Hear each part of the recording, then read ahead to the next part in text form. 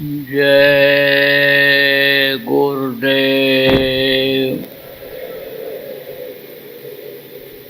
जय गुरुदेव। जय गुरुदेव।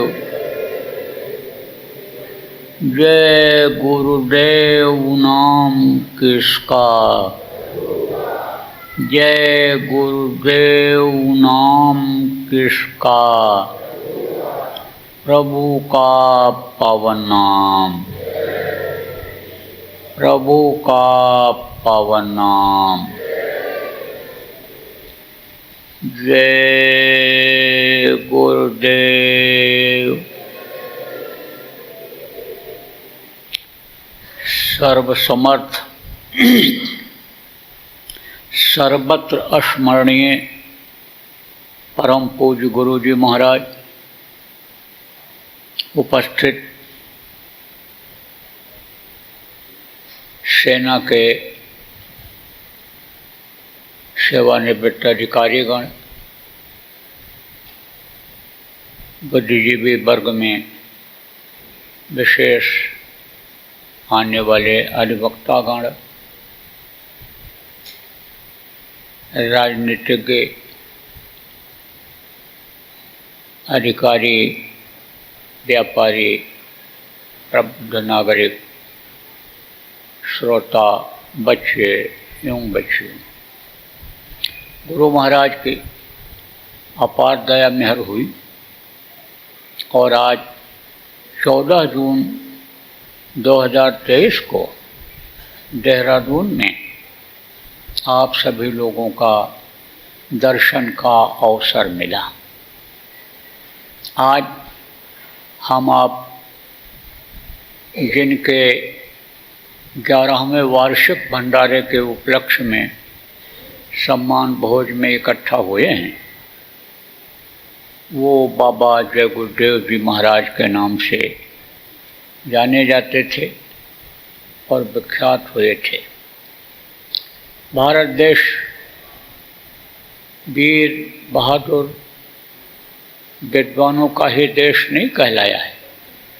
संत महात्मा यहाँ हमेशा समय समय पर आकर के और लोगों के अंदर विद्वता, वीरता आदि चीज़ें ये भरते रहे हैं। साथ ही साथ इस मनुष्य शरीर को जो चलाने वाली शक्ति है जीवात्मा, इसके मुक्ति मोक्ष का रास्ता बता करके प्रभु के अंश इस जीवात्मा को प्रभु के पास पहुंचाते रहे हैं। इतिहास इसका साक्षी है। बाबा जय गुरुदेव जी महाराज उन्हीं संतों में एक थे कि जैसे कबीर साहब, नानक साहब, भेखा साहब, दादू साहब, आपके सूर्याल जी महाराज, विष्णुदयाल जी महाराज, गरीब साहब, अन्य जो ये संत हुए उन्हीं में से गुरु महाराज एक थे। आप देखिए इतिहास उठा करके कि समय समय पर जब महापुरुष आते हैं तो लोगों के फ़ायदा के लिए, ज्ञान के लिए, लोगों की जान बचाने के लिए एक नाम को जगाते हैं। त्रेता में अवतारिक शक्ति के रूप में 12 कला लेकर के जिनको भगवान राम कहा गया है, तो उन्होंने राम नाम को जगाया। द्वापर में कृष्ण भगवान आए, उन्होंने कृष्ण नाम को जगाया। द्वापर गया, कलयुग आया, कलयुग में सत साहब नाम कबीर साहब ने जगाया। नानक साहब नाम आप पे समझो वाहे गुरु नाम नानक साहब ने जगाया। राधा स्वामी नाम सूर्याल जी महाराज ने जगाया। उसी तरह से हमारे बाबा जय गुरुदेव जी महाराज के नाम से जाने वाले गुरु महाराज ने जय गुरुदेव नाम को जगाया था। नाम कैसे जगाया जाता है थोड़ा सा आपको बता देना चाहता हूँ। हम आप कहाँ से जुड़े हुए हैं, कौन सी शक्ति इस शरीर को चला रही है, कौन सी शक्ति अन्य इस शरीर का रचना करवाया। जन्मस्त प्रणामी वृद्ध क्षीण इन शक्तियों से अनि और जल, पृथ्वी, अग्नि, वायु और आकाश के मदद से माँ के पेट में 9 महीने में अन्न तैयार कराया। 10 प्रकार के प्राण इसमें भर दिए, इंगड़ा पिंगड़ा सुषमना प्रमुख नाड़ियाँ। और ये जो चक्र खट चक्र हैं, ये किसने बनवाया, किसके मसाले से बना? वो प्रभु है, उसने बनाया। जिसके अंदर ये 5 महीना 10 दिन के बाद जीवात्मा मनुष्य शरीर के अंदर डाली गई, तो परमात्मा अन्य समझो के नाम को अन्य जो जगाते हैं, उस नाम को उस परमात्मा से जोड़ देते हैं। कैसे? जैसे ये जीवात्मा जुड़ी हुई है शरीर के अंदर, ऐसे ही तार के द्वारा नाम को जोड़ दिया करते हैं। तो उस नाम से लोगों को फायदा हुआ करता है, विश्वास जमता है। देखिए, हमेशा छोटे छोटे लोगों ने, जितने भी महापुरुष आए परिवर्तन के लिए, उनका साथ दिया। अयोध्या में देखे पढ़े लिखे ज्योतिषी विद्वान बड़े बड़े लोग थे, लेकिन वो लोग सोच और विचार में रह गए, उधेड़ बुन में रह गए, भूल और भ्रम में रह गए। लेकिन चूंकि उनको काम करना था, तो बंदर और भालुओं को इकट्ठा करके गुरु के शरण में रह करके जो 9 गुण सीखा था, राजेश, तपस्वी, संतुष्टा, सत्यवादी, जितेंद्रिय, दाता, शूर, दयालु, वेद पाठी 9 गुणा, ये उनके अंदर जब भरा, रिद्धि सिद्धि, अड़ुमा गड़ुमा, महिमा लगमा, सिद्धियाँ जब भर दी, तो ताकत आ गई। कैसे ताकत आई थी, याद दिला दें आपको। जब लक्ष्मण जी को शक्ति लगी थी और ये वैद्य जी ने कहा था, प्रातः सूरज निकलने से पहले जड़ी लेकर अगर ये आ जाएंगे, संजीवनी बूटी लेकर आ जाएंगे, तभी ये जिंदा हो पाएंगे। तो उन्होंने अड़ुमा शक्ति पैदा किया और उड़ करके गए। जब पहाड़ उठा करके लाने को हुआ, तो गरिमा शक्ति पैदा किया और पहाड़ उठाया, फिर अड़ुमा शक्ति पैदा करके पहाड़ लेकर के आए थे। तो बंदर और भालुओं को विश्वास दिलाने के लिए, अपना काम बनाने के लिए राम नाम का प्रयोग उन्होंने किया था। आप लोग राम कथा सुनते होंगे, राम के भक्त भी होंगे, तो उसमें आपको याद दिलाऊंगा कि जब लंका पर विजय प्राप्त करने के लिए जाना था, तो समुद्र में पुल बनाने की ज़रूरत पड़ी थी। तो पुल बनाने की आवश्यकता पड़ी थी, तो पत्थर पर राम राम लिख करके और समुद्र में डाला गया था, सारे पत्थर तैरने लगे थे। अब आप समझिए कि उस समय पुरुष नाम में शक्ति थी, लेकिन द्वापर आया तो कृष्ण नाम जगाया उन्होंने, कृष्ण नाम में शक्ति आई। आप देखिए, कृष्ण कृष्ण जहाँ पर जिसने पुकारा, कृष्ण खड़े हुए मिले। द्रौपदी की लाज बचाया, ग्राह को बारा, तमाम ऐसे उदाहरण मिले। त्रेता और द्वापर के पहले आप ये समझो सतयुग था। कलयुग में भी मैंने आपको याद दिलाया, सत साहब नाम कबीर साहब ने जगाया। गुरु का जलवा जब अंतर में देखा, उछल पड़े। कौन? नानक साहब। वह गुरु, वह गुरु, वह गुरु, वारे मेरे गुरु, क्या जलवा है। हाड़ मांस के शरीर में महापुरुषों को पहचाना नहीं जा सकता है। पैदा तो होते हैं मनुष्य शरीर में ही, माँ का दूध पीकर ही इस धरती का अन्न खा करके पलते हैं, लेकिन अपनी आत्मा को उस वक्त के महापुरुष गुरु के पास, समर्थ के पास जा कर के जगा लिया करते हैं। तो उनके अंदर पावर आ जाती है। पावर का नाम होता है, शक्ति का नाम होता है महापुरुष। तो वैसे विश्वास जल्दी नहीं होता है, लेकिन जब युक्ति बताया कबीर साहब ने उनको, नानक साहब को, और उन्होंने साधना किया, आँखों के बीच से जो रास्ता गया हुआ है, उस रास्ते को उन्होंने पकड़ा, पिंड को छोड़ा, अंडलोक में, ब्रह्मांड लोक में जब गए, जब ऊपर देखा जलवा सचखंड में, तो वाहे गुरु, वाहे गुरु, वाहे गुरु, वारे मेरे गुरु। तो वाहे गुरु में ताकत आई। कुछ समय तक चला, राधा स्वामी नाम जगाया शिवदयाल जी महाराज ने। इधर जब 4 पुष्ट और निकल गया, गुरु महाराज आए, तो उन्होंने जय गुरुदेव नाम को जगाने के लिए सोचा। सतयुग का नाम जय, सतयुग में गुरु की ही पूजा होती थी, गुरु नाम से उद्धार होता था, गुरु पर लोगों को विश्वास रहता था, गुरु ही भगवान को याद दिलाते थे, बताते थे, भगवान पर लोगों को विश्वास हो जाता था।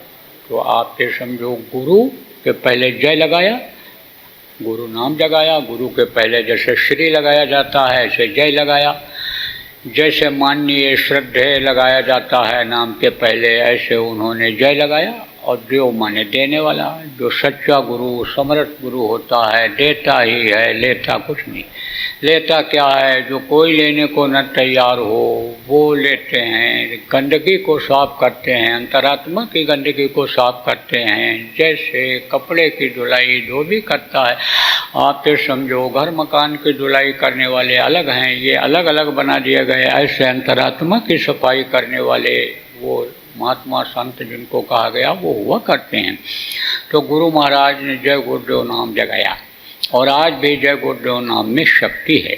गुरु महाराज बराबर जय गुरुदेव नाम का प्रचार करते रहे, बताते रहे कि भाई कभी भी मुसीबत में पड़ जाओ, तकलीफ में पड़ जाओ, टेंशन हो तुमको किसी भी तरह का, तो उस समय पर जय गुरुदेव नाम बोलना। इधर जब मैं देखा गुरु महाराज हमको अपना काम सौंप करके गए और मैंने ये देखा कि घर घर में बीमारी, घर घर में लड़ाई झगड़ा, घर घर में वैमनस्यता, ईर्ष्या द्वेष ये बढ़ता चला जा रहा है। ये जो कुछ चीज़ें ऐसी हैं, कुरीतियाँ ऐसी जो फैल रही हैं कि जिससे हर कोई दुखी है, परेशान है। इसलिए मैंने जय गुरुदेव नाम की ध्वनि लोगों को मंच से बताना शुरू कर दिया कि भाई जय गुरुदेव नाम की ध्वनि सुबह और शाम अगर बोलोगे, परिवार वालों को बुलवाओगे, तो धीरे धीरे तुम्हारे ये जो कर्मों की सजा है ये मिटती चली जाएगी। आपको बता दें, मौसम के बदलाव से या खाने पीने की बदपरहेजी से जो रोग हो जाता है दवा से ठीक हो जाता है, लेकिन जो कर्म रोग होते हैं दवा से नहीं जाते हैं। और कर्म कुछ जान में बन जाते हैं, कुछ अनजान में बन जाते हैं, तो उसको भोगना पड़ता है। तो उसको काटने का, उसको ख़त्म करने का तरीका अपनाना पड़ता है।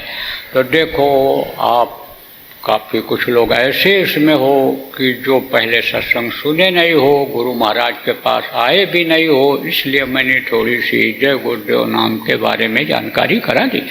और भी आपको बता देना, थोड़ा सा संक्षेप में ही मैं बहुत सी बातों को कहना चाहूँगा और भी थोड़ी सी ही बातों में आपको बता देना चाहता हूँ कि गुरु महाराज समझो आपकी जीवात्मा के कल्याण का भी रास्ता बताते थे।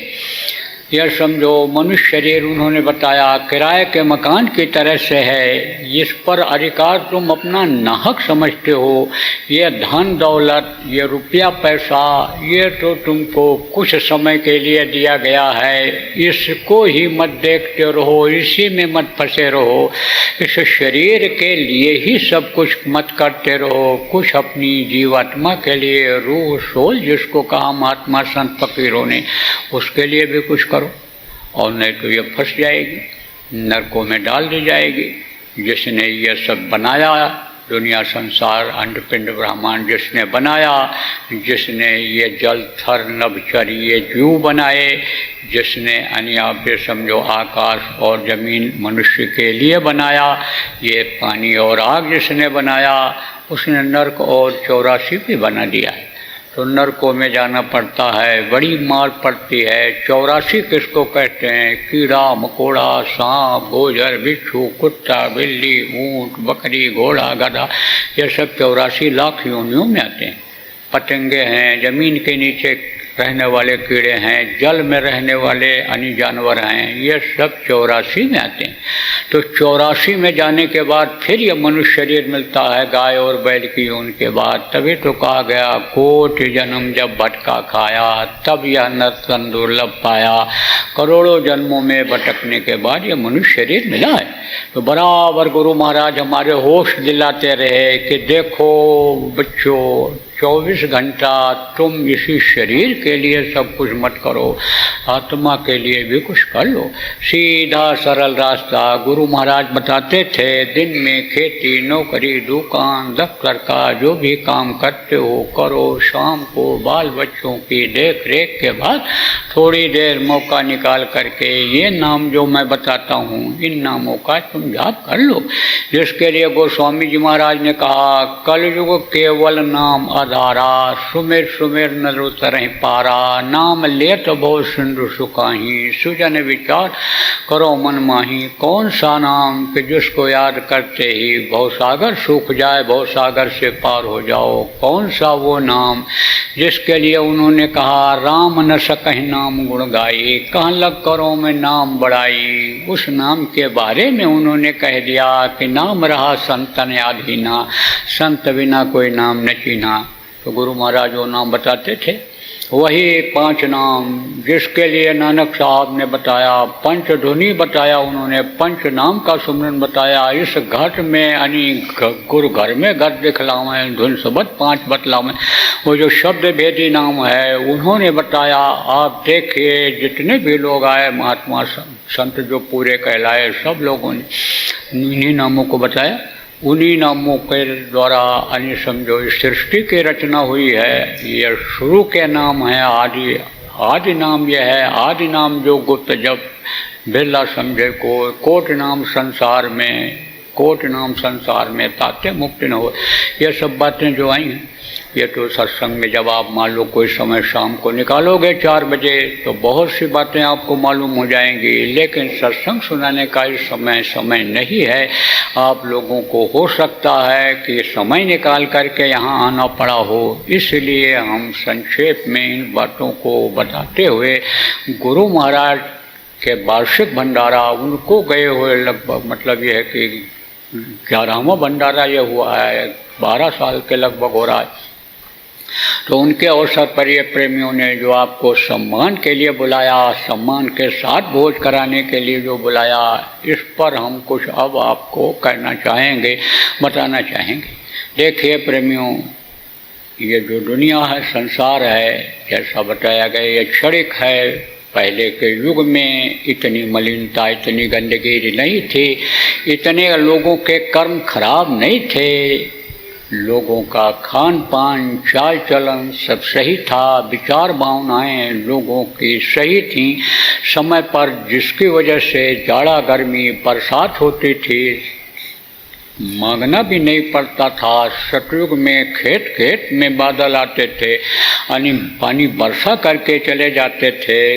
देखो ये देवियाँ बैठी हुई हैं, सती सावित्री अनुसुईया इन्हीं जैसी थी, लेकिन उन्होंने अपने पति के प्राण को वापस ले लिया था। और सती अनुसुईया ने देखो छोटा छोटा बच्चा ब्रह्मा विष्णु महेश को बना दिया था, लेकिन वो शक्ति खत्म होती चली जा रही है, सत्य रूपी धर्म खत्म हो जा रहा है। आप देखिए अहिंसा रूपी धर्म खत्म होता जा रहा है, परोपकार की भावना लोगों के अंदर से खत्म हो रही है, सेवा भाव लोगों के अंदर से चला जा रहा है। जबकि भारत का ये परंपरा भारत देश की रही है कि आओ बैठो पानी पियो, अतिथि देवो भव। लोग मेहमान को देवता समझते थे, कहते थे मेहमान नहीं ये भगवान है, लेकिन ये चीज़ें खत्म होती जा रही। हमारे देश की वीरता, हमारे देश का आध्यात्मवाद जब लोगों ने सीखा और नकल किया तो वीर कहलाने लग गए, बहादुर कहलाने लग गए, एटम बम परमाणु बम बनाने लग गए, नेट विमान जेट विमान बनाने लग गए।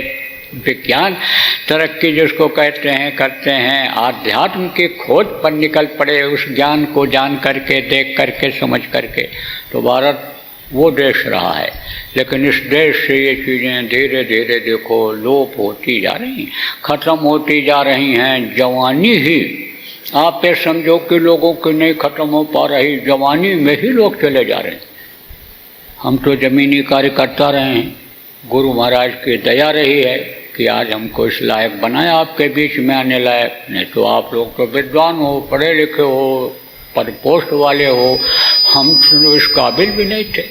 लेकिन मुँह खोए बाचाल पंगु चढ़ाएं गिरवर गहन कहा गया। गुरु की दया जब हो जाती है तो गुरु आज आपके बीच में कुछ कहने लायक बनाए। तो मैं गांव में प्रचार के लिए जाता था, तो एक बुढ़े ने कहा हमारे गांव में तो जवान बुढ़े होते ही नहीं।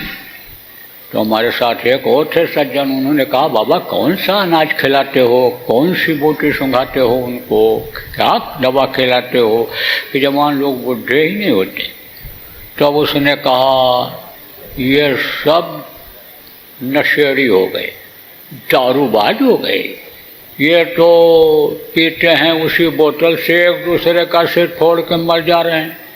हमको तो बड़ी फिक्र है कि ये गांव में कोई रह ही नहीं जाएगा, जिनका शादी ब्याह करने का, जिनको बच्चे पैदा करने का, भगत सिंह, चंद्रशेखर, अशफाकुल्ला खान, राजेंद्र लाहिड़ी बनाने का, वो नशे में जुट होते चले जा रहे हैं।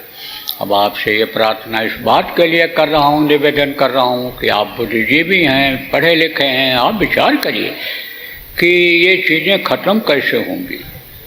अभी देखिए लखनऊ में लोकतंत्र सेनानियों का सम्मान समारोह था, उसमें बुद्धिजीवी लोग जैसे आप हैं उन लोगों का भी कार्यक्रम हुआ था, साधु महात्माओं का हुआ, विभिन्न अन्य धर्म वालों को भी बुलाया गया था, सबका हुआ। तो वहाँ पर हमारे पास केंद्रीय मंत्री कौशल किशोर हैं, वो आए थे। तो आए तो बैठे, मैं तो कोई कुछ बोला नहीं, खुद बताने लगे मैं नशा मुक्ति अभियान चलाता हूँ, पूरे देश में लाखों लोगों को, लाखों नौजवानों को नशा मुक्त कर दिया। विश्वविद्यालय और कॉलेजों में जा जा कर के ये अभियान हम चलाते हैं, हमारे लोग चलाते हैं। फिर वो खुद बताने लगे कि मेरा लड़का गलत सोहबत में पड़ गया और उसके नशे की आदत हो गई, बहुत कोशिश किया, शादी ब्याह भी कर दिया कि किसी भी तरह से वो सुधर जाए, लेकिन नशे की आदत उसकी नहीं छोड़ पाई, वो नहीं छोड़ पाया, छूटी नहीं, और नशे में ही उसकी किडनी और लीवर ये सब खत्म हो गया। नशा ही उसको पी गया, नशा ही उसको खा गया। अब आप सोचिए क्या कल ये चीज़ हमारे आपके लिए नहीं आ सकती है। खैर मैं तो विरक्त हूँ, मैं तो शादी ब्याह किया नहीं, मेरे बाल बच्चे हैं नहीं, लेकिन गुरु महाराज हमको अपना काम सौंप करके गए थे। गुरु महाराज कहा करते थे कि आध्यात्मिक दृष्टिकोण से तुम सब लोग मेरे बच्चे हो। जहाँ भी उपदेश किया कहीं कहीं लोगों को शंका हुई कि भाई ये क्या समझेंगे कि बच्चों का प्यार क्या होता है, बच्चे क्या होते हैं, बच्चों को कैसे संभाला जाता है। आप ये समझो उनकी मन की शंका को गुरु महाराज ने निकाला, कहा तुम सब मेरे आध्यात्मिक दृष्टिकोण से बच्चे हो, तो वही काम मैं कर रहा हूँ। मुझे टीस उठती है, मुझे दर्द होता है कि जिनको राम बन जाना चाहिए, कृष्ण बन जाना चाहिए, भगत सिंह, चंद्रशेखर बनना चाहिए, जिनको उन्नति करके जो बाबा जैसे अनी हुए, जो विवेकानंद जैसे विद्वान हुए, वैसा बनना चाहिए था, वो नशे की हालत में अपने इस जिंदगी का समय अनमोल जिसको कहा जाता है बर्बाद कर दे रहे हैं, ख़त्म कर दे रहे हैं। इस पर विचार करने की आवश्यकता है। भारत जैसे धर्मपरायण देश में बच्चे और बच्चियों का चरित्र का गिरना भारत देश के लिए बहुत बड़ा अभिशाप है। इस पर कुछ विचार करना चाहिए, इसके बारे में कुछ सोचना चाहिए। इसके अलावा देखिए सरकारें जो भी आती हैं, चाहे जिस पार्टी की सरकार हो, जो भी नियम कानून बना है उस नियम और कानून का पालन कराना चाहती हैं। आप ये देखिए योजनाएं लागू होती हैं, योजना किसी ने लागू किया और आप ये समझो सरकार बदल गई, जनहित की जो योजनाएं होती हैं उस योजना को दूसरी सरकार जो आती है वो भी लागू करती है, लेकिन योजनाएं कितनी कामयाब होती हैं। आप जो सीमा पर लड़ने वाले लोग हो, आपको तो समाज की जानकारी नहीं हो पाएगी, क्योंकि आप तो जिंदगी का काफ़ी कुछ समय देश की रक्षा में दूसरों के बच्चों की हिफाजत में लगा दिया, मुल्क के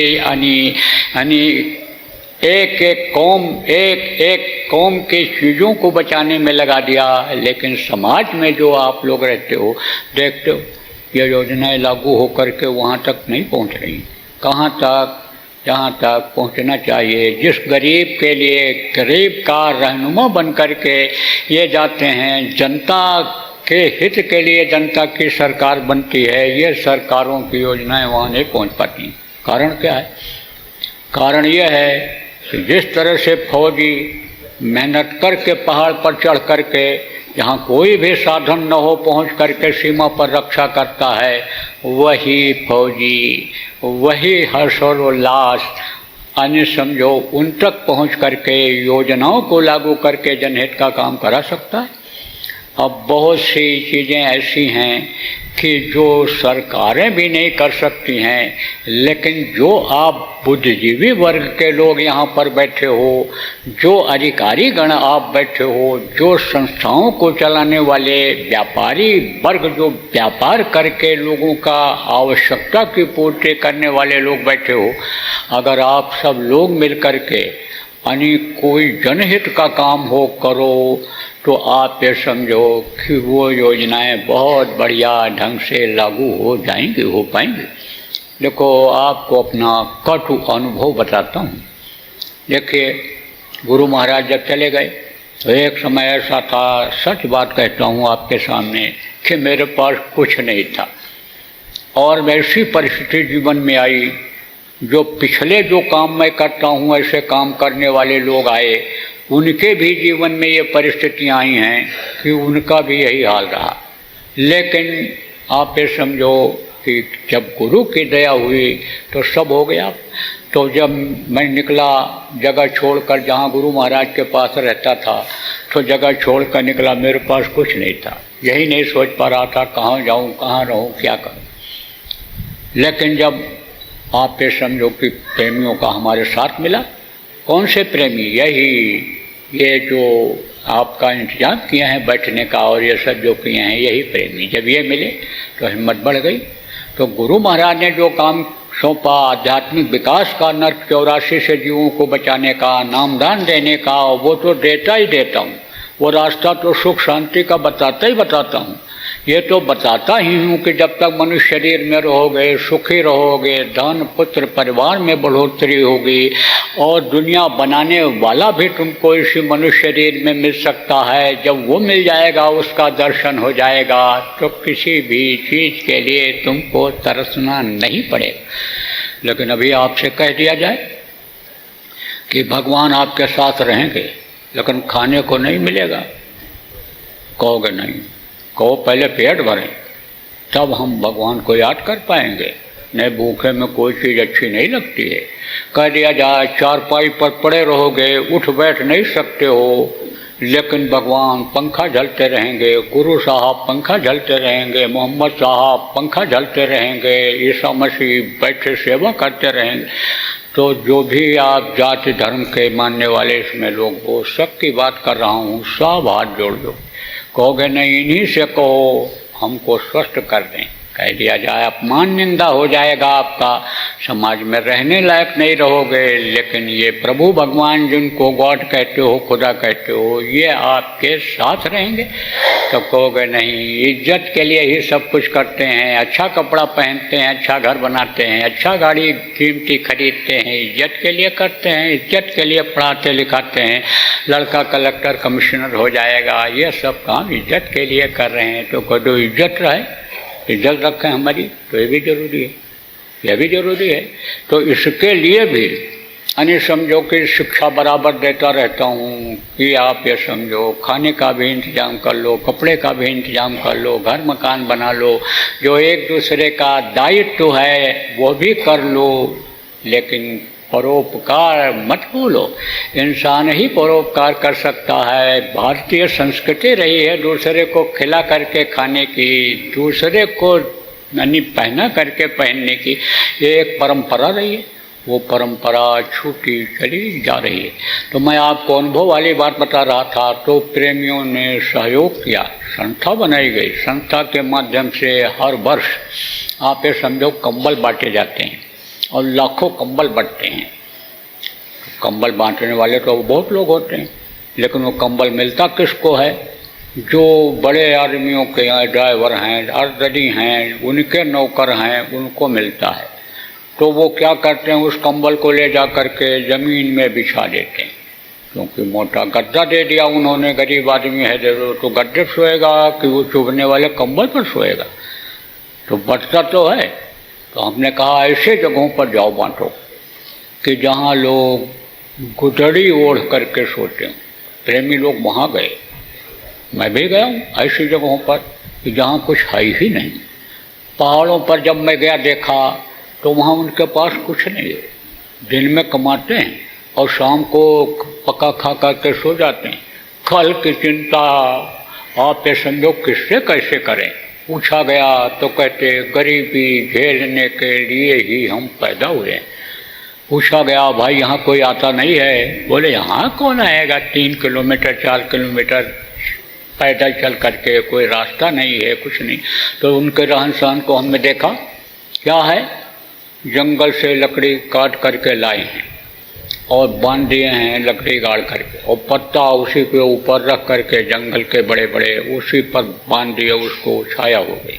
और उसी पत्ते का टाटी बना लिया, जिसको दीवाल आप कहते हैं, वो बना लिया। दरवाज़ा है ही नहीं, कुत्ता बिल्ली भी वहाँ नहीं जाते हैं कि ज़्यादा खाने को उनको मिले, तो कहाँ क्या नुकसान करेंगे, खुला है दरवाज़ा। अब बेचारे गुदड़ी पसंद। तो हमारे प्रेमी हो गए, तारीफ कर रहे हैं, तारीफ नहीं कर रहे हैं, एक उदाहरण देकर आपको बता रहे हैं। गए और जो नीचे बोरा कंतान जिसको कहते हो उसको ओढ़े हुए, ऊपर से पुआल पैरा जिसको कहते हो, ये धान का यानी समझो जो डंठल होता है उसको ओढ़े हुए थे, उनको जगह जगह करके बढ़ाया।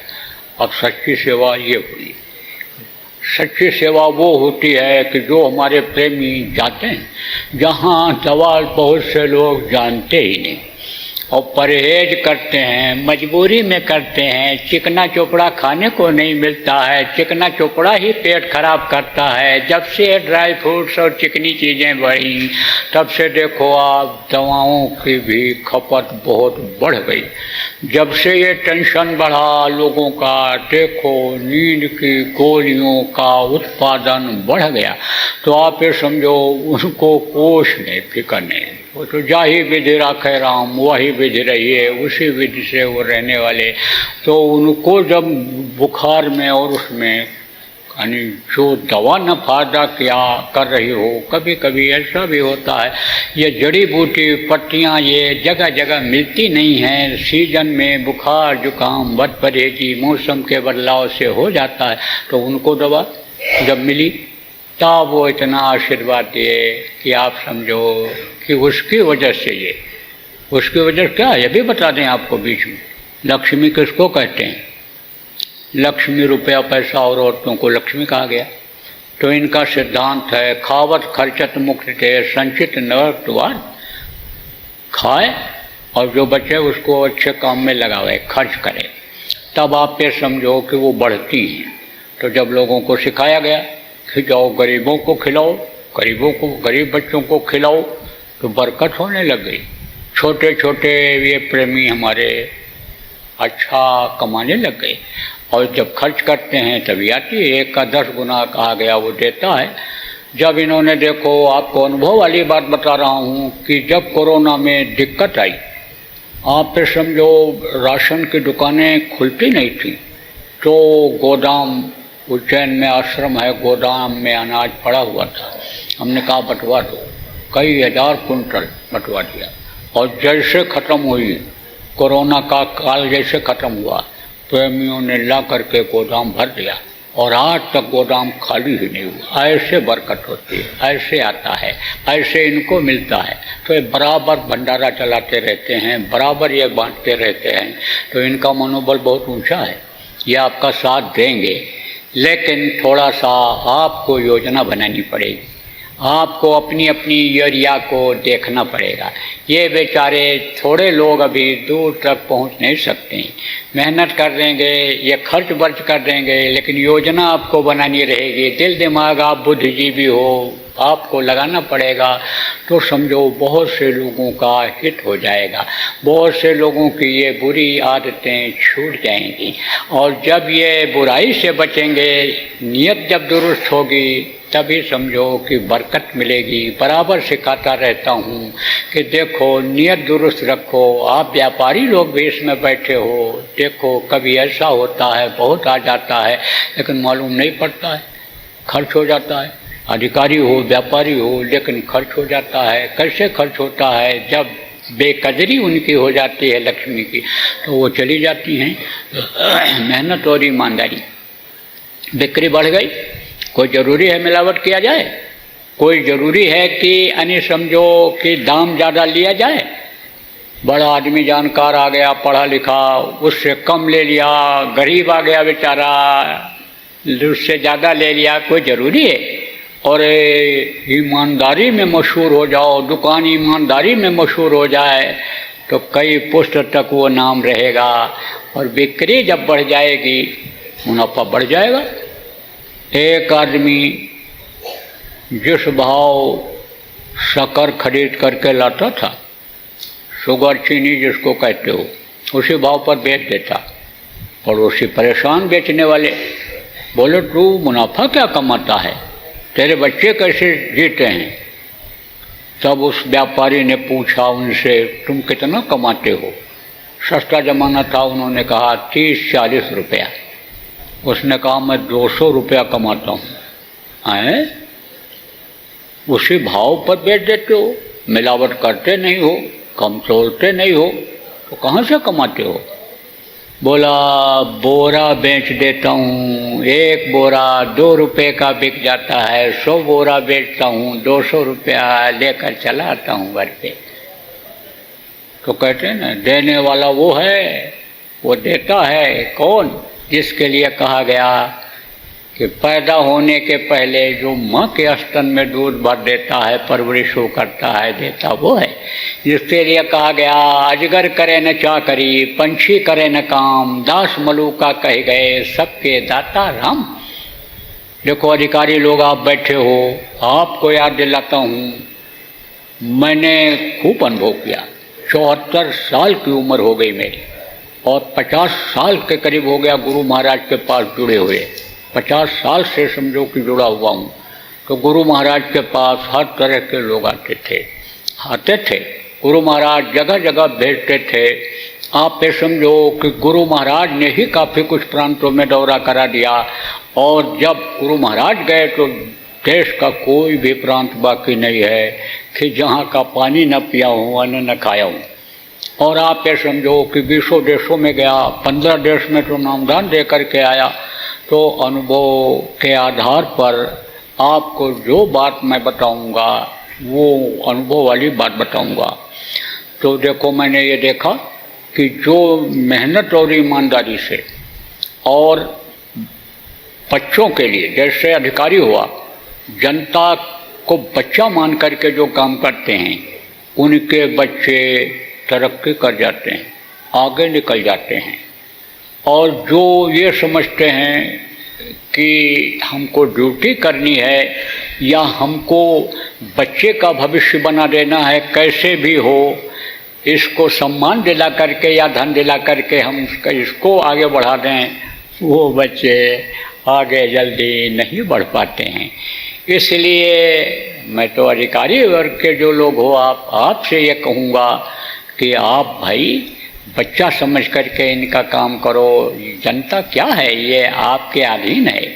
ये जो शासन में रहते हैं, ये लोग तो नियम बना दिए हैं, पावर किसको दे दिए हैं? जो डीएम हैं, जिनको कलेक्टर कहते हो, इनको पावर मिल गया।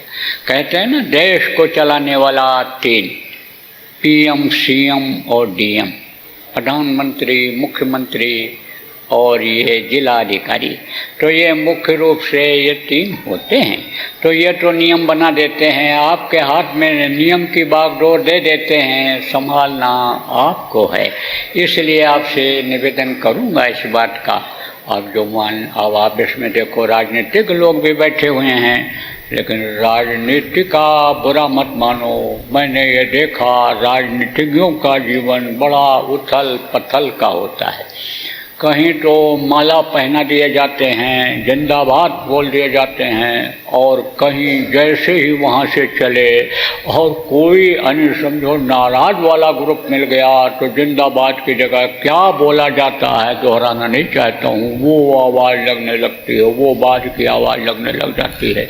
तो इनका तो जीवन बड़ा उथल पथल का होता है।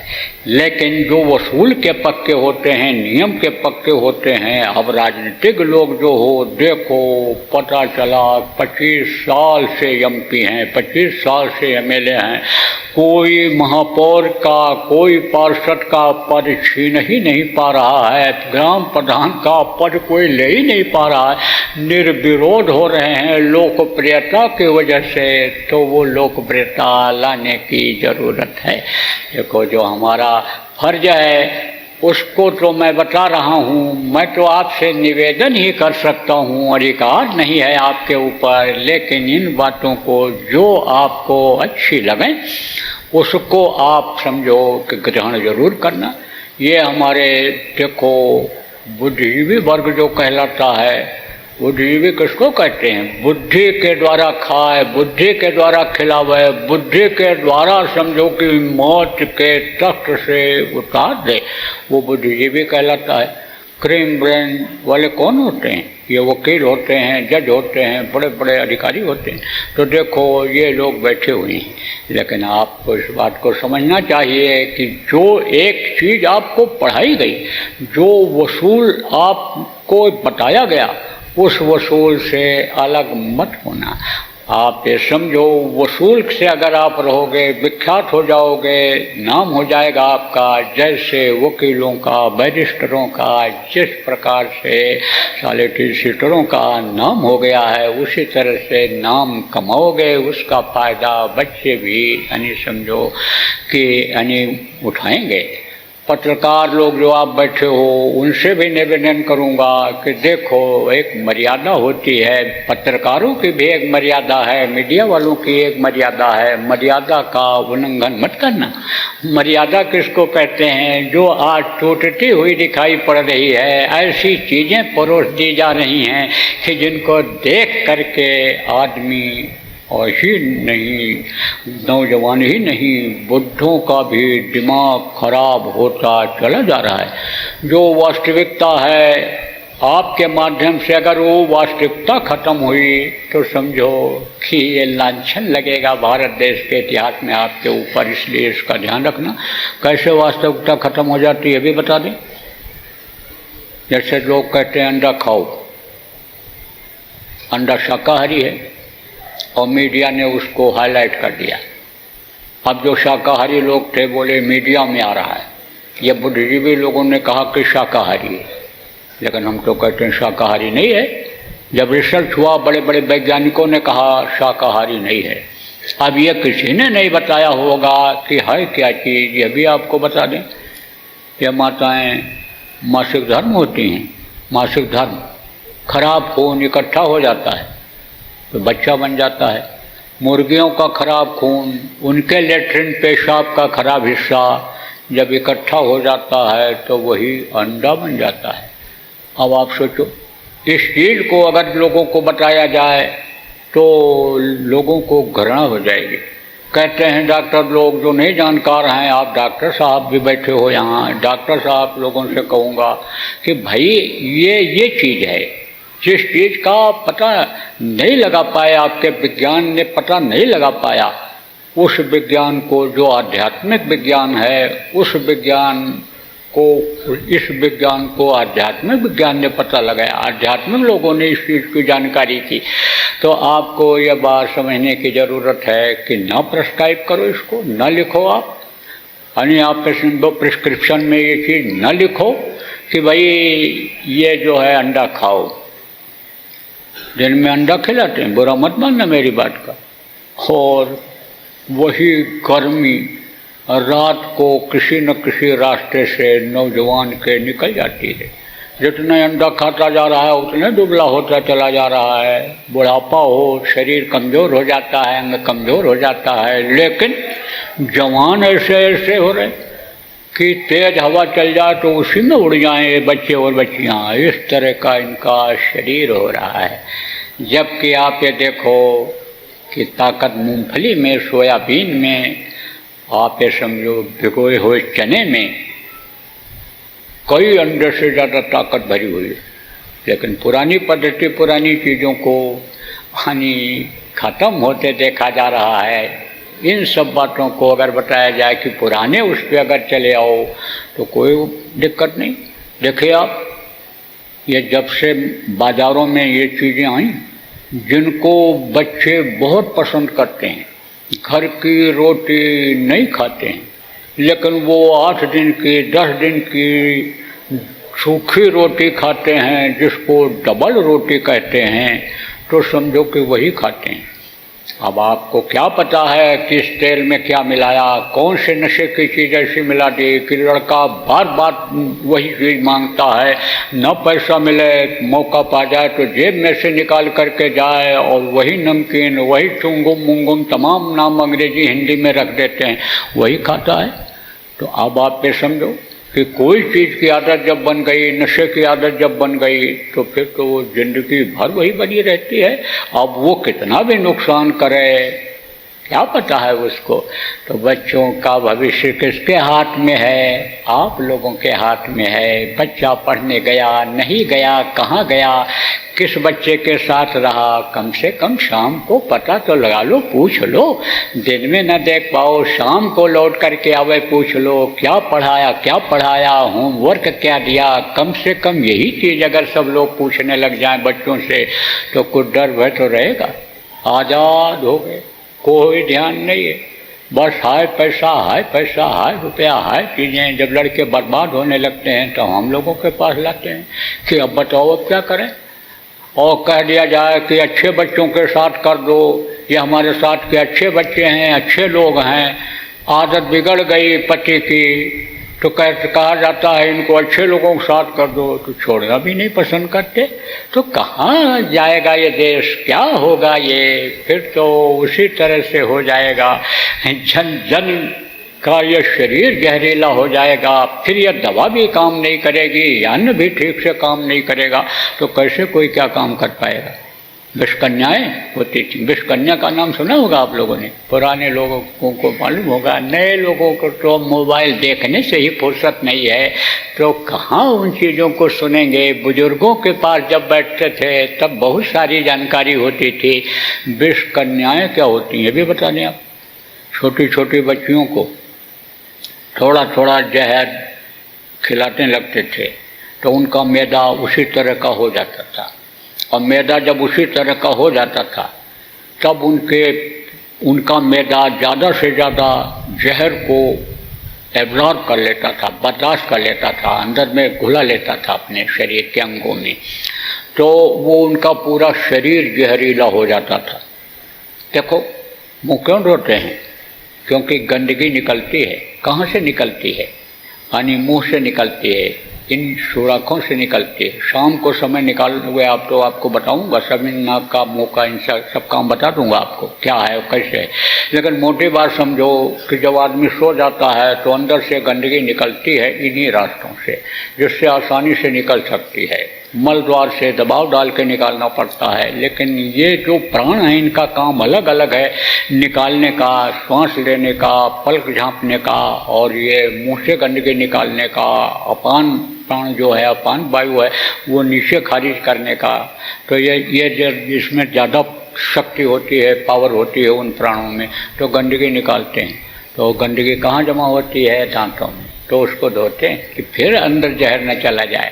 तो पूरा अंग जहरीला हो जाता था उन लड़कियों का, और फिर भेज देते थे। कहाँ भेजते थे? दुश्मन राजाओं के यहाँ, और वो अपने वश में करके राजाओं के साथ, और वो यानी समझो कि संबंध स्थापित करती थी, और उसी में राजा खत्म हो जाता था जहर के असर से।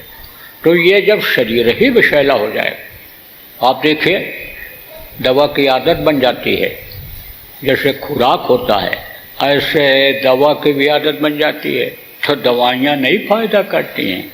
शुरू में वही दवा फायदा करेगी, बाद में वही। तो संयम और नियम का पालन होना, करना, कराना ये बहुत जरूरी है। कहते हैं न 100 दवाई न एक परहेज, एक परहेज कर लो तो समझो, कहते हैं कि जैसे चोट को होता है कि न 100 दवाई और न एक सेकाई। अब वो सेकाई कैसे की जाती है, कैसे क्या किया जाता है, ये तो कोई जानकार मिलता है तभी बताता है। कहते हैं कण कण में भगवान व्याप्त है, भगवान सब जगह है, लेकिन जो देखने वाला है वही दिखा सकता है। बाकी लोग तो कहते हैं निराकार है, निराकार है, निराकार है, नहीं देखा जा सकता है। लेकिन जब है और उसी की सारी खिलकत है, कण कण में वो जब व्याप्त है तो वो है, और उसके पास पहुँचेंगे, रास्ता बताने वाले के पास रास्ता बताएगा तो भगवान मिलेगा, सब कुछ मिलेगा। लेकिन कर्महीन नर पावत नहीं, जो कर्म नहीं करता है उसको नहीं मिलता है। नहीं तो 4 पदार्थ का चलता के अर्थ धर्म का मोक्ष सब यहीं पर है। तो देखो, ज़्यादा समय आपका नहीं लूँगा, सबसे ज़्यादा समय भक्तों में हम ही ने लिया, तो हम ज़्यादा समय आपका नहीं लेंगे। आपका भोजन का समय हो रहा है, ये प्रेमी कुछ बनाए हैं आपके लिए। भोजन तो आप रोज़ करते हो, शादी ब्याह में तो बराबर आते जाते रहते हो। कुछ लोग ऐसे हो जो बढ़िया से बढ़िया भोजन खाए होगे, लेकिन ये प्रेमी श्रद्धा से, प्रेम से जो भी बनाए हों, रूखा सूखा आप लोग कुछ लेकर के जाना। और ज़्यादा कुछ सुनने की इच्छा होगी और जो नामदान है भगवान के प्राप्ति का रास्ता लेने को होगा, तो 4 बजे से सत्संग यहीं पर होगा। आप आ जाइएगा, परिवार वालों को ले आइएगा, बच्चों को ले आइएगा। ये अवसर जो गुरु महाराज ने हमको आपको दिया है, जीवन में फिर जल्दी मिले न मिले, क्योंकि इस वक्त पर इसका शरीर का कोई भरोसा नहीं है। घर से आदमी निकले, कोई गारंटी नहीं है, 2 घंटे के बाद ठीक ठाक वापस आ जाएगा। इसलिए काल करे सो आज कर, आज करे सो अब, पल में परलय होता है, बहुत करोगे कब। तो हम तो आखिर में ही प्रार्थना करेंगे कि आप लोग अपने अंदर कुछ प्रेम की जगह हमारे और हमारे प्रेमियों के लिए बनाइएगा। और आप अपने हिसाब से, आप लोग जो लोग यहीं रहते हो, यहीं के हो, अपने हिसाब से कोई योजना जनहित की बना सकते हो, या संगठन के लोग हो, चला रहे हो, हमारे लायक, हमारे प्रेमियों के लायक कोई काम हो, तो उसको आप हमको बताइए। हम यथाशक्ति उस काम में आपकी मदद करेंगे।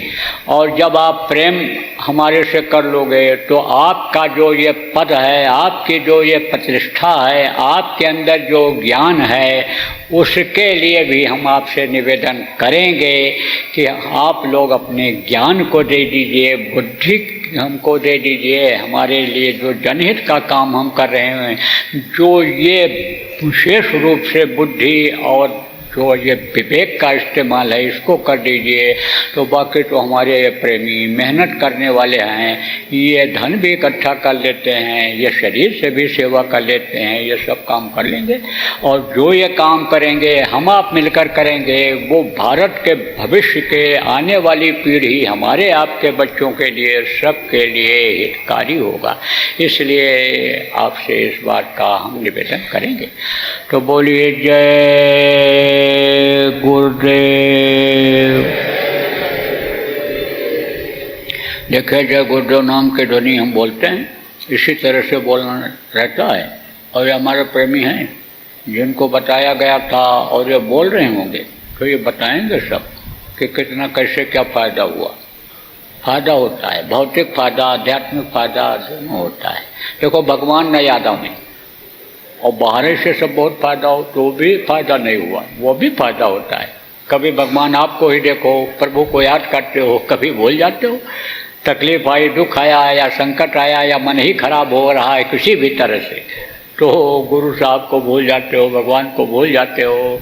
इसलिए ये समझो कि ज़रूरी होता है। तो बोलिए जय गुरुदेव।